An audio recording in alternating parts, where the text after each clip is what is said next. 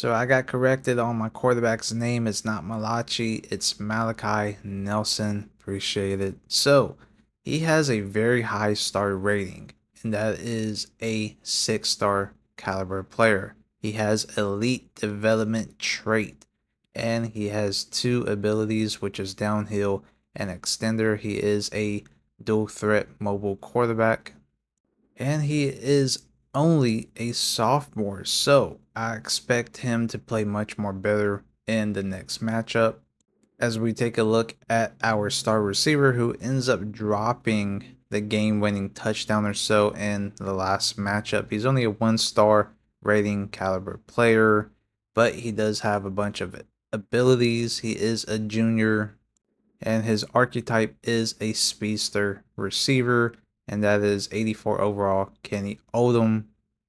Now, of course, there was rainy conditions in the last match, and I'm kind of shocked that he ends up dropping it. Like I said, the weather had a factor because taking a look at his ratings, and he had pretty much 85 plus overall ratings for catching.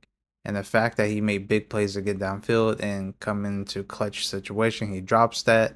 It's kind of crazy to see that outcome. Anyways, next match is against the FCS Southeast team. Now, usually I simulate through these, but remember last year in College Football 25, I simulated on the menu screen, and I forgot what team I was as, but the FCS team ended up beating me in a simulation. Yes, that was absolutely mind blowing. So I wanted to see this outcome and see how it plays out. So that's why you guys are looking at the highlights from today's match against a Southeast team, because anything can happen.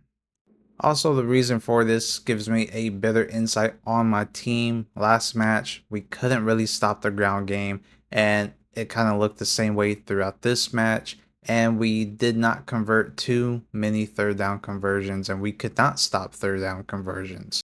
And in this game, that's pretty much the same results. It was just we was able to do a little bit more defensively, and it was a back and forth game.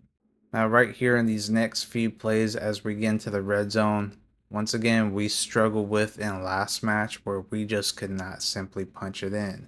And it's short yardage gain within the red zone, especially running the ball. Our running back does not really have great field vision awareness, and he just hits the wrong gaps and tries to power through, and he ends up getting stuffed for the most part. But our red zone offense is not the greatest, and it goes to show once again in this red zone situation, as we're trying to run the ball in, we simply cannot do so.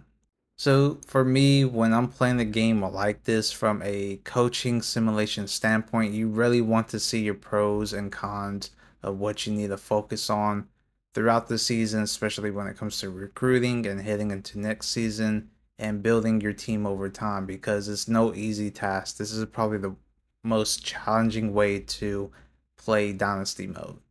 Now they hold us to fourth and goal, couldn't punch it in from 1 yard away, and we was able to settle for a field goal and make it this time compared to last match where we missed like a short yardage field goal before halftime.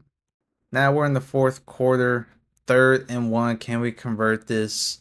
And we go for a QB sneak and check out the D tackle, flips over the center, kicks our quarterback in the face, and pretty much stuffs us, puts us fourth in inches, and we ended up electing to punt the ball away instead of be aggressive. That's another coaching adjustment feature that I may look into, making more aggressive situation outcomes. Now, FCS ends up driving downfield and ends up scoring a passing touchdown. This was kind of shocking because I was like, oh boy, FCS is going to literally upset me and give me my second loss of the season, which would be extremely embarrassing and disappointing at the same time. So, on the pursuing kickoff, check it out. Special teams comes through and makes a clutch moment play. We get great blocks, we got a hole, and we take off through that. And I honestly thought we was going to return this kickoff. We end up getting caught, slowed down. So here's another red zone situation, which I was worried about. Can we punch it in. And the very next play, our quarterback ends up rolling out to the right. I thought he was going to take off, and he ends up throwing to who else? Our star receiver who dropped it in last game to win it. He makes a game-winning catch right here, and it's Kenny Odom. I was kind of stunned to see the results of this play because quarterback had a wide open lane to just walk into the end zone, and he ends up throwing it in rainy weather condition, and that was his first catch of the game. And the fact that he made that absolutely blows my mind. That's kind of like a recovery type of play after what happened in last match. Now, all we got to do is stop FCS from pulling some crazy miracle.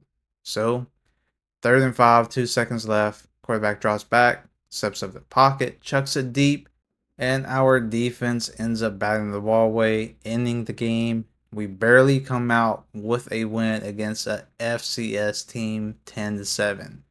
Like I said, when you have simulation matches like this, when a computer versus computer happens, it doesn't matter what team goes head to head, anything can happen. And this is the wild results that I love to see in these type of simulated matches. And that's why I say this is very challenging to do, but it's a very fun way to enjoy the game.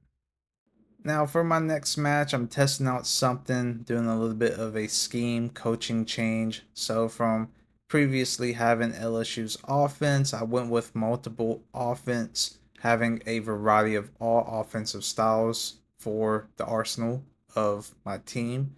And then from a 4-3 defense, converting it to a 3-3-5 defense. Reason for the change on defense is because look who we are taking on next. The big time dogs, Texas, who is currently ranked #1 in the nation. So I don't expect anything crazy of an upset, but you never know what can happen in this match. But what I want to see is a little bit more improvement from both sides of the ball, and especially to see our defense kind of contain the pass because we are playing Texas. We're facing Arch Manning. We got to have some type of, defense that can contain mostly on passing, having more personnel out there because I know for a fact we can't get any pressure from our D line because it goes to show from the past 2 games with 4-3 defense, we couldn't get pressure regardless and we couldn't stop the run. So I'd rather have them have a better opportunity containing the pass and not get torched all game. Regardless, I mean, Texas is going to kill us both from passing and running the ball, but I just want to see how our defense does. Now, I'm going to showcase this first possession run that we do as we end up getting ball first, which is very unfortunate. I was hoping that we get the ball second half and start off on defense for this match, but it is what it is. But my key focus for this match overall is just to see how much difference with a slight scheme change can our team perform on both sides of the ball. 2nd inches, we run an option play. We end up picking up the first down as the quarterback keeps it. So I like this offense so far. It's a good balance with the LSU offense. It's more catered to a pro style offense, and we saw a lot of run heavy plays. And of course, we're seeing run plays here during this drive, but it wasn't the typical same run plays that we've seen in the past 2 matches. Like this one, it keeps a balance and varies with the type of runs that happens. And so far, we're doing pretty good. Now, 3rd and 13, we make a great catch in traffic right here, but not enough for a first down. Great play by a DB. Later on, Texas going downfield, 3rd and 9, which is shocking. Can we get a stop here? And Arch Manning takes off and ends up picking up a first down. During this whole drive, Arch Manning was absolutely cooking us. He was torching us, making great plays, great decision making, and he would take off when need to and making tight window passes right here. They ran the RPO, and my God, it was beautiful.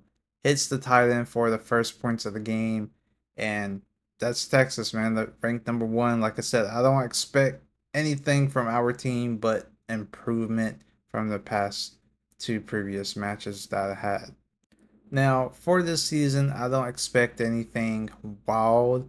I expect at least to go at least probably 5-7, maybe, but that's a pretty high standard just coming into the season, first time head coach. But you never know what can happen. After picking up that big play, it's 3rd and 2. Can we convert this third down conversion? And we end up shockingly doing so by running the ball up the gut.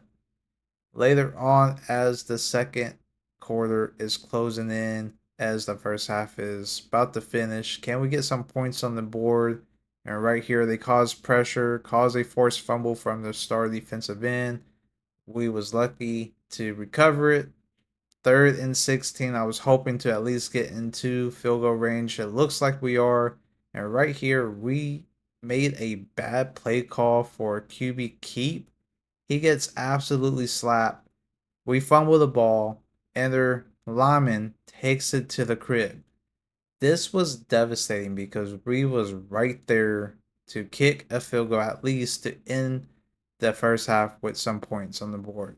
And unfortunately, it went the other way. Texas made a play, and I just think this was a bad play call. And I wish we ended up just running with the running back instead of giving it to the quarterback, which just a play ago he ended up fumbling from a hit from the defensive end. Of course, he's going to fumble again, taking another hit. So that was just very, very terrible execution and play call, in my opinion.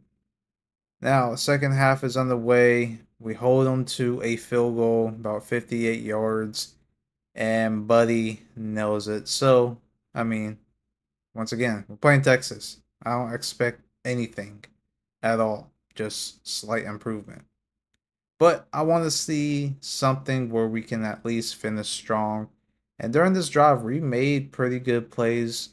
And I'm letting a few of these plays play out for you guys to enjoy this drive because this is what I wanted to see. I want to see some productivity. I want to see some positive outcome and a fight with the new scheme change, which of course I am obviously keeping for the remainder of the season and seeing how I can build my team around the scheme that I changed to. Right here, quarterback makes a great decision taking off, but he has to slide when need to slide instead of taking hits the way he has been taking hits throughout this match. So that's another thing that I hope to see change. Hopefully, I can improve him over time. As we end up running RPO play, connects with the receiver, great block by the outside receiver, the slot receiver, as he ends up making a double team block that is, freeing up our guy to score a touchdown. Now, it's 3rd and 5 in the fourth quarter. Usually, we can't stop third down conversions, and this is against Texas. We got a backside DN coming in free, but you guys see the big ass hole that is ahead of the running back. Will our DN make this stop? And what is crazy is that, shockingly, he ends up stopping the running back to a 4th and 1, and that blew my mind.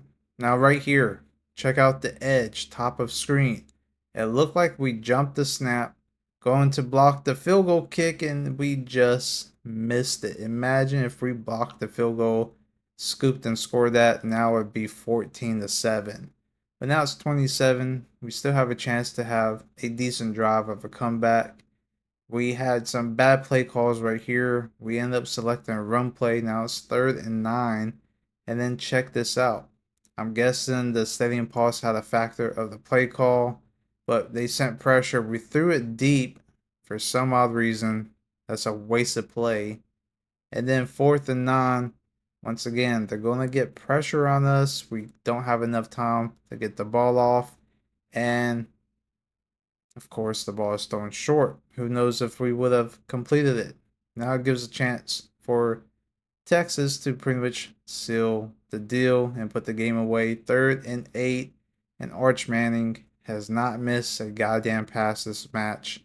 And he throws a freaking window pass in double coverage. And I'm not gonna lie, this was a good looking pass to DeAndre Moore Jr. It makes a touchdown catch. I mean, look at this. That was a laser. That's a dot. And that's expected. Anyways, we still have hope, or I still have hope at least to finish off a drive. Once again, that's all I'm looking for in this match. And check it out. Look at the time that we had. We never had this time the entire match. And of course, we throw it deep for a pick. Very disappointing, but hell, it's just chuck and pray at this point, right? Anyways, that we can conclude this match. All I wanted to see was some decent change of improvement, and I was able to do so just slightly, not too much of it.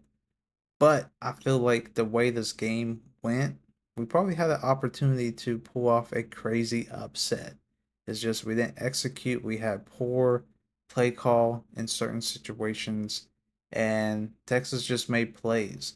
So hopefully next time, if we do meet a big time contender like Texas, we can pull off an upset.